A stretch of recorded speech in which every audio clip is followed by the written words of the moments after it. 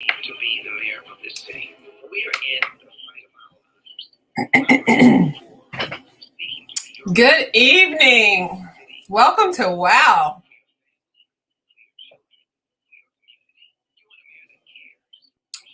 Wow Wednesday. Women of Wisdom Wednesday. I am streaming this into my Banks Believers Facebook page, the Beauty Box, Facebook, the Beauty Box, YouTube, and into my Mary Kay other group on YouTube. How is everyone? Let's see if anybody's joining me yet. Let me go to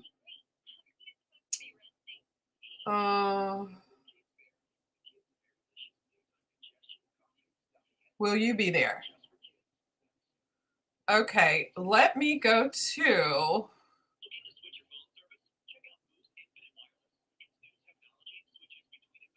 here I am. Looks like I'm by myself at the moment, but I am going to, it's 7 o'clock straight up.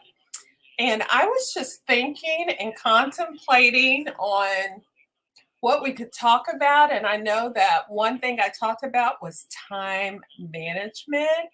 And I want to just incorporate that in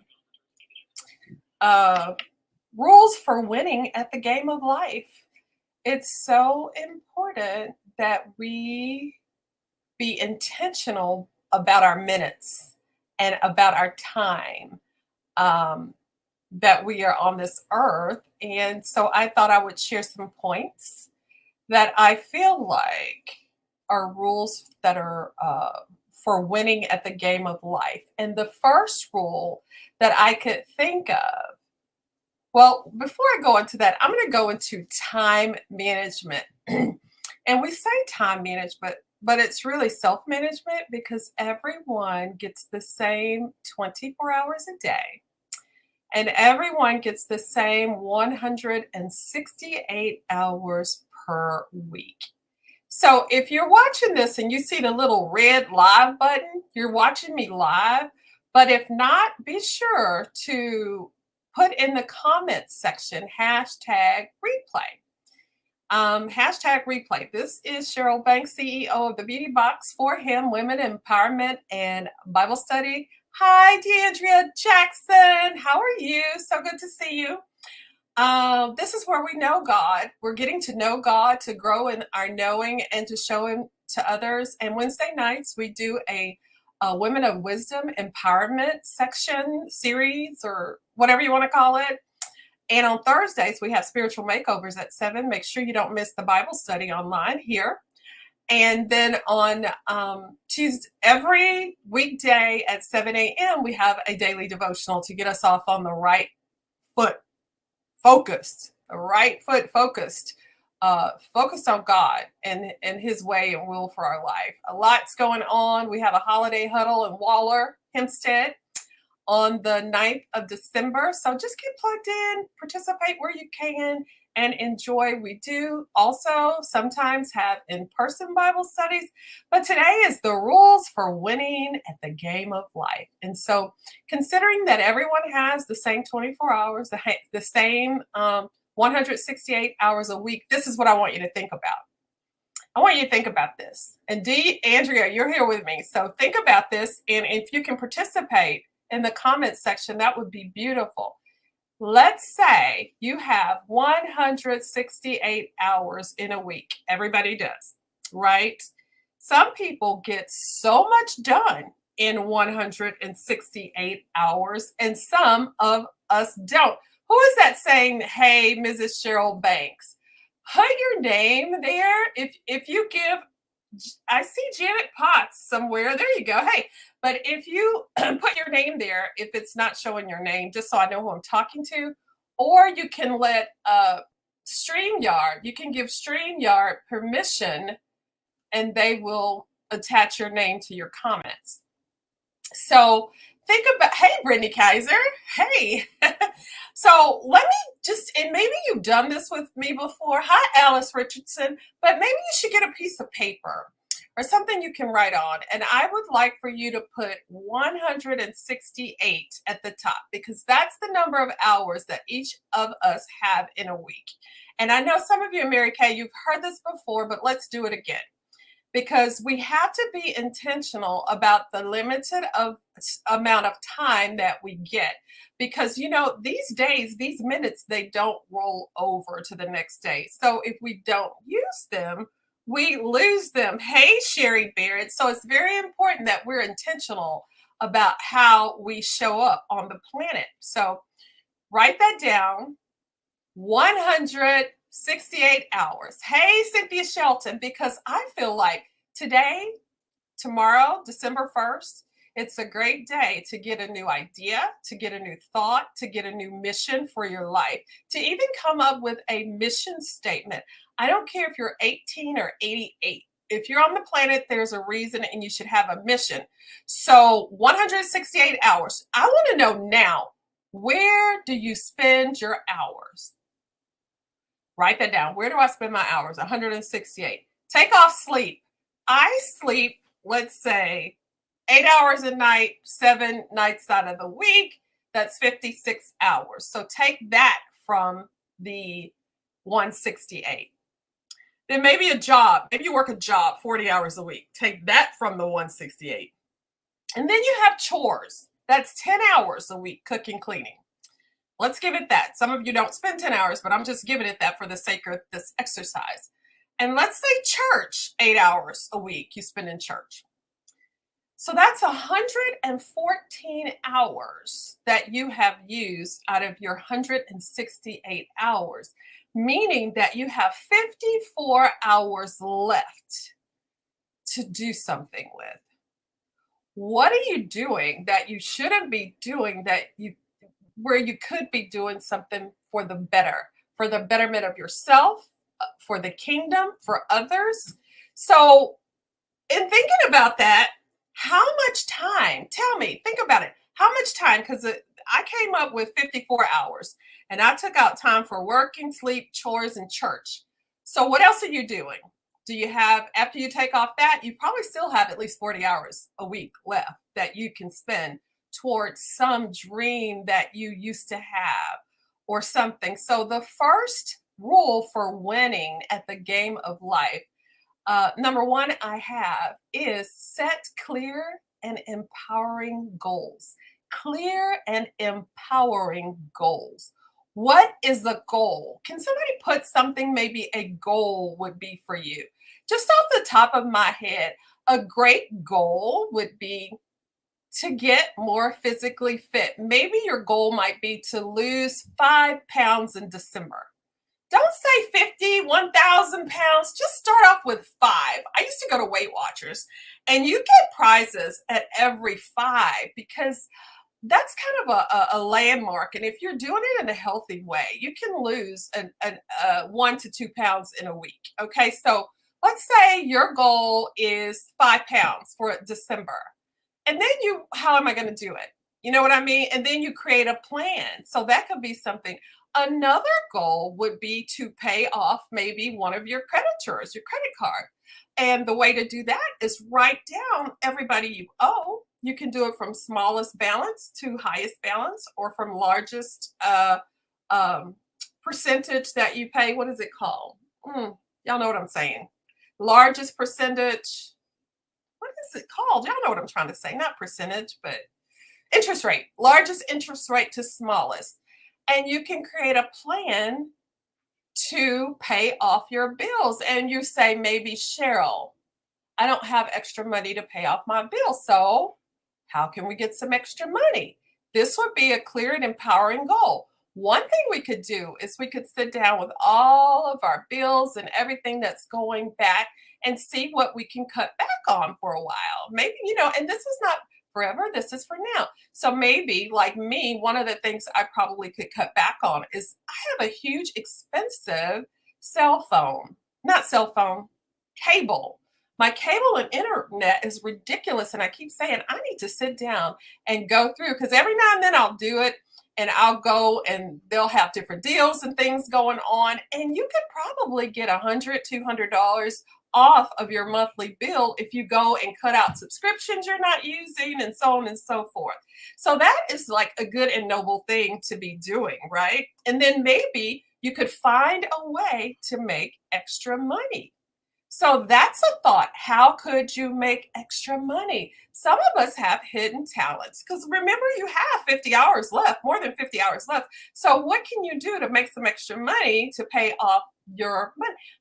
Maybe your clear and empowering goal is a vacation or a membership at a spa, or maybe it's a monthly massage or a weekly massage or whatever it is you want.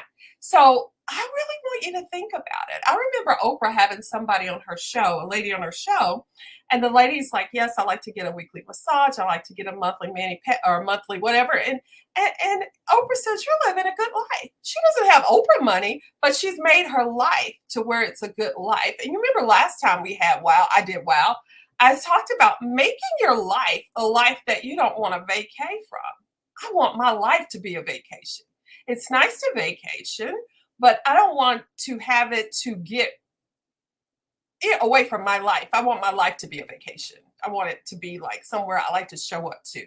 So, yes, so to be debt free, someone said. So that is a good one. So the first thing, set clear, empowering goals. Did anybody go through that exercise to tell me how many free hours you have? Remember, I said everybody has 168. That's how many hours in a week. Take off your work time, your sleep time, your church time, your chore time, and tell me how many hours left do you have? I know everybody has probably at least 40 hours that you can use to set up for a winning life. Okay. Second thing, because life is not meant to endure, y'all, it is meant to enjoy. We have to live within our means, but above our circumstances, right? So a lot of us are going through some crap, right? We're going through some crap, but we cannot focus on the crap. We have to live above our circumstances, right? Second thing, consistently stretch your zone. That's a rule for winning at the game of life. Consistently stretch your comfort zone. So maybe you hate public speaking. Take a class, take a TED talk, a class on how to do better at that. Maybe you enjoy writing. Take a class to learn how to write, or better yet, just start writing, right? Writers write. Um, so that's something. What could you do to stretch outside of your comfort zone? So that would be number two. Three, generate plenty of bad ideas, right? Ideas. I have a little pad or my phone, I have a little place in my phone where I can write ideas when they come to me because sometimes God plants little ideas in our heads. And if we don't immediately write them down, we lose them, right? And most ideas aren't any good is because we don't take advantage of them. Make your life a vacation. Exact. A monthly massage. Exactly, y'all. We're just, some of us are just enduring this life. We're just going through the motions. We're not having any joy. And part of that is I want us to enjoy this life. I want us to live above our circumstances.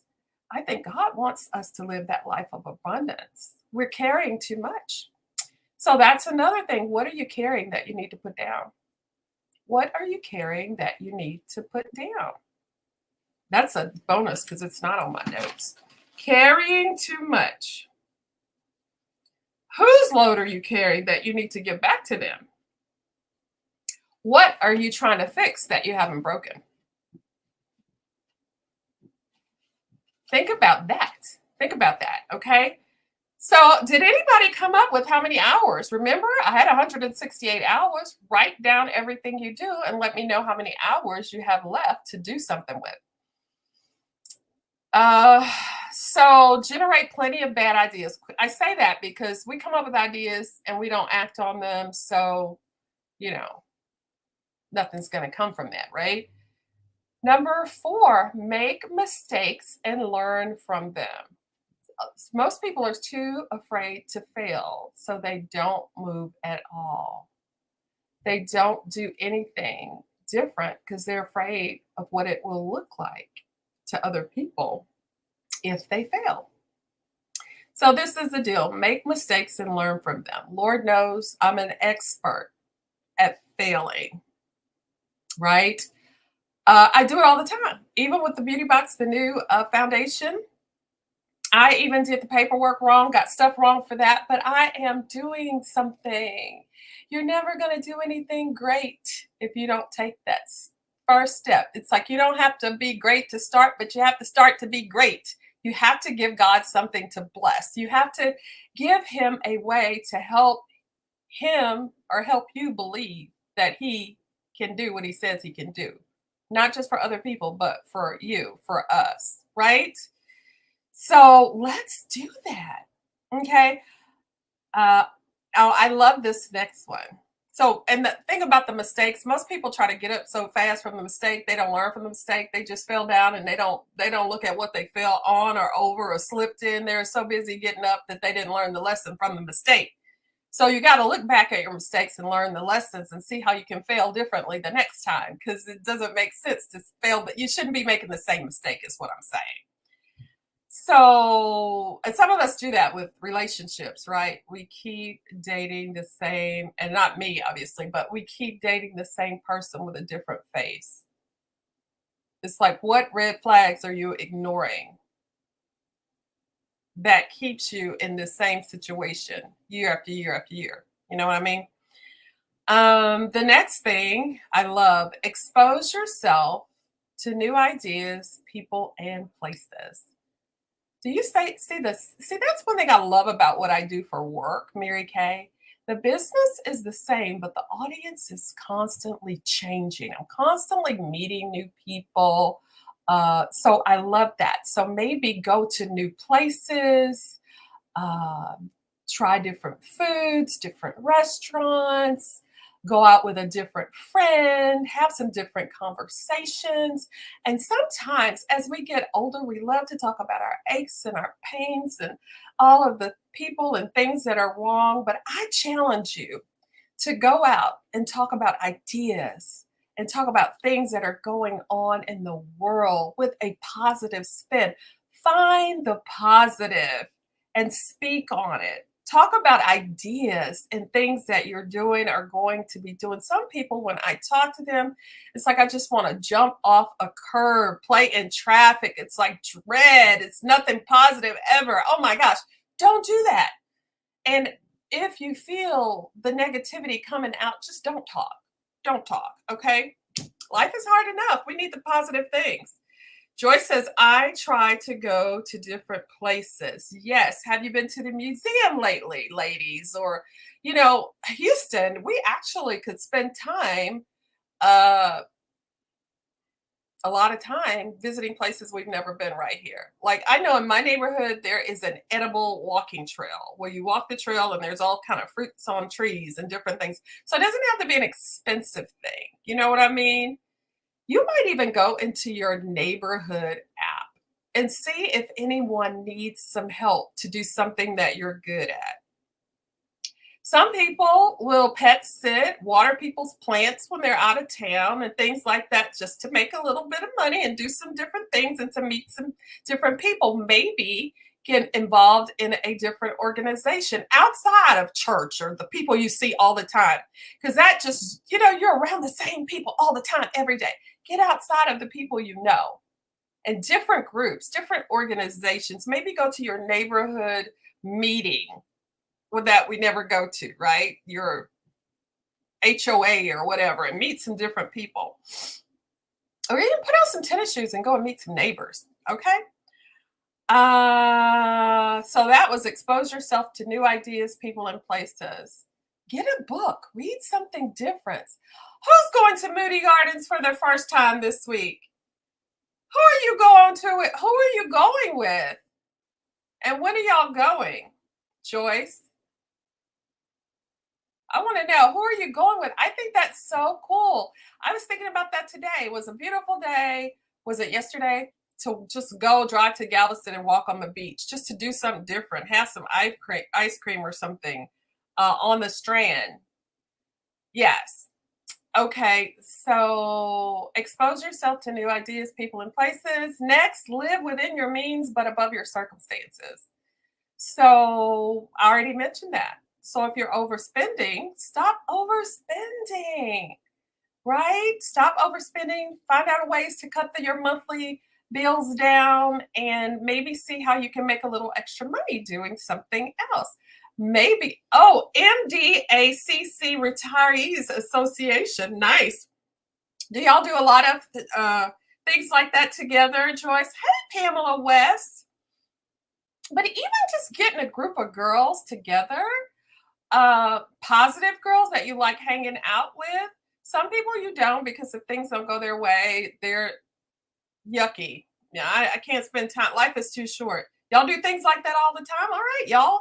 You're retired. You want to find out some fun to do? Talk to Joyce about the MDACC Retirees Association, right? Sounds like fun. They're going to Moody Gardens. So hook up with some different people, do some different things. I love it. Number 7, I think it's number 7-ish. Frame your day. So when you get up in the morning, do you have a routine? I think we should be WAR, women anchored in routine.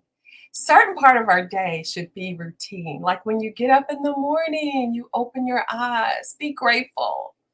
Lord, thank you for letting me open my eyes this morning, having my sound mind, and this heater is working, and this bed is comfortable. I have food to eat.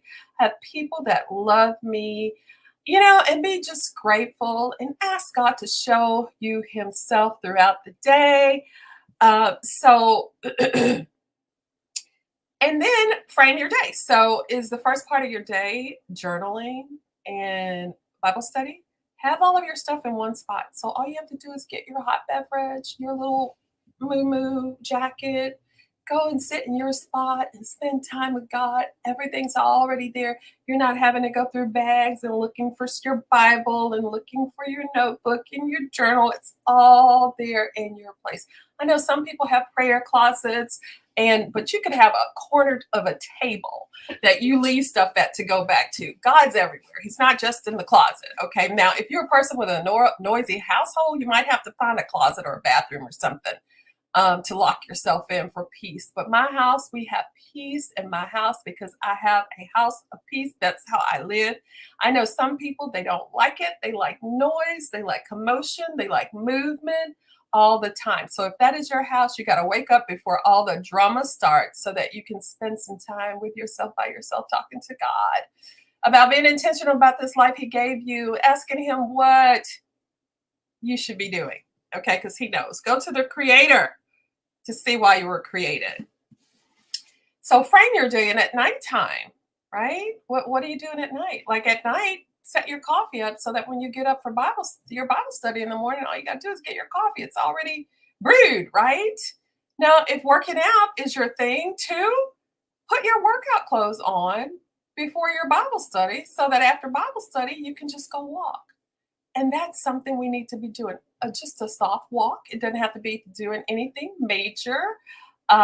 We can do some knee bends and things in the house. We really need to spend 10, 15, 20 minutes, especially as we get older, moving our bodies and maybe doing some weight bearing exercises. Get yourself some, canned goods and do some squats and move and get your body circulating. And it's very important that we stretch. When you stretch and move your body, get some vitamin D walking outside, some fresh air. It goes a long way. Okay.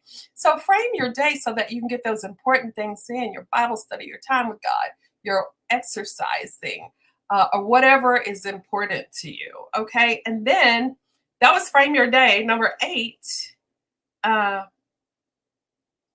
always remember that time in one place is time away from another place. Like if you're spending a lot of time in a vegetative state doing things that are not important, maybe watching TV, things that you don't need to be doing. And I am guilty. I love watching certain shows, but I usually watch it by recording. Not when it's on, but when it's a good time for me to sit and do my thing. I like that sometimes. I'm a movie buff. I can watch 3 or 4 movies on a Saturday. I really can. So, but it's all about planning and having your systems in place. So if you're spending all the time gossiping on the phone, you could be doing something more productive somewhere else. And if you cook a lot, cook 1 or 2 days for the week. Stop cooking every single day, especially if you have small children and you're working full time. That's too much. And I heard my daughter. It's so cool what you catch. She didn't even know I heard her. I heard her on the phone the other day talking to a friend and said, I don't know how my mom did it. She cooked for us every single day. We had food, a real meal. And I thought, no, I didn't. I cooked one day for the whole week. But I didn't like for my kids and my family to have trash. But so I would like make a pot of spaghetti or a stew, bake a couple of chickens or whatever, and do some sides, and they would eat it the whole week. And somebody says, well, my family doesn't like leftovers. And I say to that, you don't let them get hungry enough. Because in my house, and my kids eat anything. They really do. And I guess it's because the way I was brought up, it's like, this is your food. This is what I cook. This is dinner. Eat it or don't eat it. This is what we got. Because I see some people say they cook 3 or 4 different things for 3 or 4 different people. Like, no, this is it. And I didn't love everything. Like, one thing I could never wrap my mind around eating was frog legs. And my mother and my brother will eat some frog legs. So I never did that. I would eat everything else, right? And he never liked liver. And I love me some liver and onions. He would eat it, but it wasn't his favorite thing. But the thing is, we eat anything. We're going to eat it. My mom's a good cook, so we're going to eat it. You don't let him get hungry enough. That's exactly right. Who is that? I can't tell who that is. I'm just telling y'all, you have to take control. This is your only life. And who in your house is not pulling their weight? I went to a seminar, a Mary Kay seminar, and one of the ladies who was my roommate, she did 17 loads of laundry a week for her middle school and high school kids. And I'm like, are you smoking? Are you crazy? Ever since my kids could reach into the washing machine, they did their own laundry. I mean, I believe it was elementary school. No, you're not killing me. I do enough. And with these kids today, sometimes we do. It's just easier to do it than to be bothered with them, especially my son. I kind of dropped the ball with that one. I dropped the ball with him in chores. But I'm just saying, y'all, figure out your life. Make yourself a bug list. What's on your list that you have to do? What can you delegate to other people or pay somebody else to do? I tell you, like I tell my daughter, it pays, especially if you're a working person, to get help. So as not to stress yourself. They will drive you up the wall. I can't see who everybody is because I have like 4 or 5. That's my mom. They really will. They'll like drive you up the wall. And so figure out how to lighten your own load. If you feel yourself getting overwhelmed, anxious, depressed, it's time to sit down by yourself and write down everything that you're doing and write down why you're doing it. Because sometimes, I don't know, we find our value in what we do for our families, even though maybe the whole time we're doing it, we're not feeling that. It's not like, but I have learned that cooking for my family and doing things for my family and my home, it's like an act of worship. It really is. It's worship. And I used to get annoyed with some things, but now I'm grateful for those same things because if you think about it, some of the things that we get to do are true blessings, right? Think about the mom who made the lunch for the boy where Jesus gave thanks and multiplied it and fed 5,000, 10,000, 15,000 people by the time you added women and children. So that little lunch that she made, we're talking about it 2,000 years later.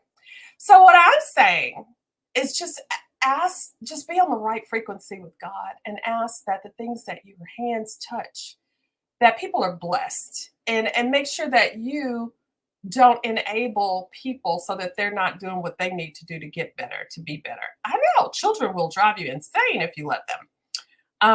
They will take advantage and you have to say no. I remember at one point me going to my mom a few too many times for money, right?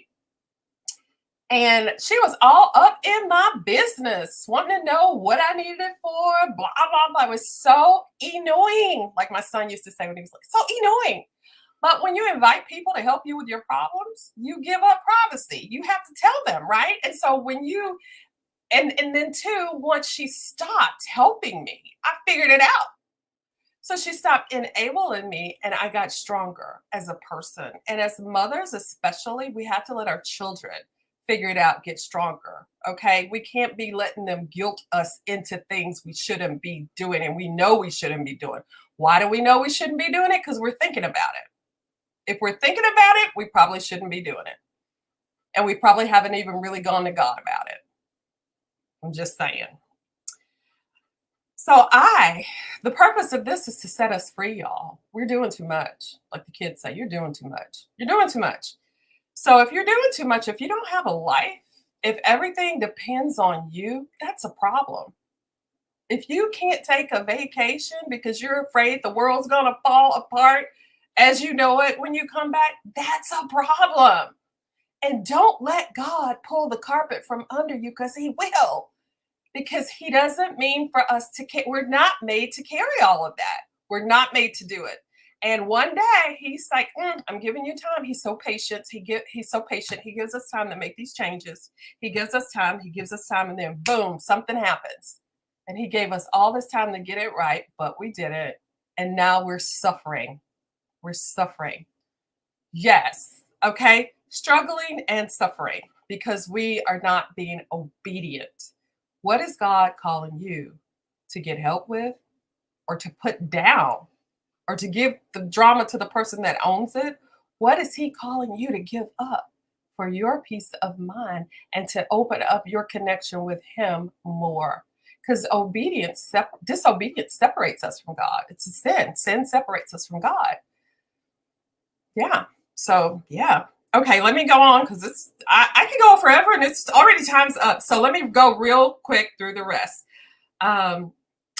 Journal, write down your thoughts. I journal today, and don't get caught up in having to do it every day or every week. Just keep it and write in it when you're moved to do it. Like I wrote in it today.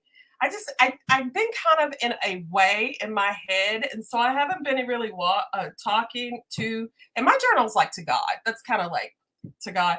I haven't been in the mood to talk. I don't know what I've been doing, but I talked today about what I've been going through with the chemo, about how Thanksgiving turned out, my birthday. So I had to do the little catch up and how, yeah. So journal, keep it, write in it when you are moved to do so. It gets better. Sometimes I write in it every day for 2-3 weeks, and then I'll skip 2 or 3 weeks. So don't get caught up in it, but it's important to stress your thoughts, your anxiety, so that when you go back, you can see how God worked it out. So important to journal. Even if you only do it once a month, just get some stuff in there. Read, READ. Leaders are readers. Find something you're interested in and learn about it. Or maybe you just need to get away and read a book that has nothing to do with your real everyday life. Maybe an autobiography or something like that. Learn something new. Find a new recipe. Have a dinner party and invite a couple of friends over that you never see. Let's do this. And don't get too busy for your girlfriends. We need our girlfriends. I'm going to tell you a story. A friend of mine was having problems hooking up with this one friend she admires. And she was like, actually, it's two of them. 2 girlfriends. They have this third friend that they can never, she's always hard to book, always busy, always on social media, always got something going on. Lives with this guy. She's threatening him. If he doesn't propose by this date, I'm leaving him. Where this is going to happen? And this goes on for 6 years. And boom, just one day out of the blue, he's done. 6 years in, he's done. So all of a sudden, she's not hard to schedule. Let me tell you something. Y'all take care of your friends. You may not get to see them all the time, but don't ignore them, the people that love you, because they're going to be there when times get hard. And you don't want to be that friend. Be a good friend to good friends. Does that make sense? Okay, I had to learn that. I had to learn that. And sometimes our life situations changes and it's hard, but do something to let people know that you love them. Okay? So I talked about read affirmations are so important, telling yourself how important you are. Nobody's gonna do it. I can walk up into my whole family's in the living room. I can walk in and say, I have arrived. Nobody claps, nobody gets excited. So clap and get excited for yourself. I've arrived. It's a new day. I'm so excited. I'm blessed and highly favored. I'm a child of God. He's walking with me today. I mean, pump yourself up, okay? Also, exercise, sun, fresh air. Talked about that already. Talked about trust God and do good. What can you do that can make a big difference for somebody? Today, I thought about that, and what I did was my brother. I've been telling him a way to market his business. He's insurance. He's in life insurance, y'all. If anybody needs to talk about life insurance, he's in it because that's what I do. 30 years. So I'm telling him how to market his business through social media, and he's like, "I'm going to do it. I'm going to do it. I'm going to do it. I'm going to do it. I'm going to do it." For weeks, for months, for years, he's been. And so today, I was like, "Let me just do it for him. Let me just write up a script that he could use social media." I wrote the whole thing up just today for him. And I sent it to him and told him to tweak anything he needed. But I did that for him. And I know if he uses it, it's going to work. And Patty blessed me the other day. She called me and she said, Cheryl, I finally met Jackie Craver. Craver or Craven? Craver. She's just a Mary Kay director that I know and love. She's been in a long time, and she got a brain aneurysm. And this is public, so she tells people. So I called her one day because I was going through the chemotherapy. Well, not the chemotherapy, but the cancer and all this, and I had gone through that. So I called her one day and left her a message on her Voxer book, and because I was listening to her post on Facebook, and I could tell how distraught she was about her situation because she had a situation where no doctors really wanted to touch her. It was just kind of, and so I told her to just, focus on Jesus. And I actually sang a little song, and I left the message. I said, whenever I'm worried, stressed out, I'm taking tests that are worrying me and stressing me out, I just sing the song. And I just started to sing the song. Turn your eyes upon Jesus. Look full in his wonderful face, and the things of earth become strangely dim in light of his fullness and grace. So I left that. I don't know if those words are exactly right, but they rhyme. Okay. I left it on her voicemail, not even thinking twice about it, just, wishing her love. And Patty calls me the other day from some shop somewhere in Waller and said, guess who I met? I met Jackie Craver. And I told her that you were my director.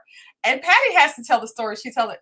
She says that she tells her that Cheryl Banks sang her a song. And every time she got anxious or scared, she would listen to the song that I sing.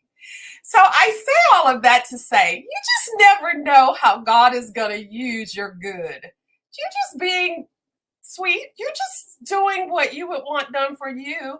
And every time she's listening to it over and over again. And y'all know I can't sing. I mean, nobody's going to pay me to do it. But that part, okay, that part. So it's just so much to do with your 40 hours. Who can you call and encourage? That's a ministry. Just taking time out to encourage people. And sometimes it gets heavy. And I can't call another person with what I'm going through and what I know people are going through. I talk to God. I can't go through each prayer sometimes. It's just overwhelming to me. But I thank God that He is a God that can handle all of that. And I say, girl, I said, God, I can't even handle all these problems that these people have. But these are real problems because I'm like struggling with my own problems. Sometimes I have prayers like that, and I know God's like, girl, I got you. I got you. Because and y'all know what I'm talking about. And I could go on and on. Oh, it's hot in here. I got to turn this heat off. But there was something else I was going to say. That was a couple of things, but do good. Forget about your own problems sometimes and just go and make a call or send a card or help somebody, in line, maybe pay for the person behind you or do something nice to people because we can't outgive God. And He's going to use it over. He's going to use it. He's going to use it. And this 40 hours a week that we're wasting away, 30 hours even, just take 20 hours and find something to be intentional about in your life. Learn a foreign language, save money for travel, pay off your debts, get on purpose, lose that 5 pounds in December when everybody else is gaining weight. What can you do to make a difference for you and others? Let me see. Are y'all talking to me? I would still have about 25 hours left if I did all the things. I know you still have time. I know, y'all, we have time. The devil would have us think that we're too old, we're too tired, we're too broke, we're too lonely, we're too to do anything. And that's just not true. You need to look at our source, our living water, the Holy Spirit that runs through us. It's our helper, our comforter, our guide, and it's there. So that you think the Holy Spirit is living in us so that we can have a humdrum, dead, tired, stressed out, broke down life? No, it's so we can be light and light for others. So how can you be light and light for others? I hope that this is a wake-up call. I see. Trust God and do good. What can you do for somebody to make a big difference for them? A song. I talked about my song. I talked about the Facebook marketing. Meet with God daily. And Mom said she's going to tell her testimony soon about the hot water heater that was bought for her 15 years before she got it. We probably all have a story. But anyway, I love y'all. And I just want you guys to go forth and multiply seriously and see how you can be game changers, world changers for Christ, for others, right? Love Him and love our neighbors as ourselves. I love y'all so much. You don't even understand. You don't even know. Beauty Box is the bomb.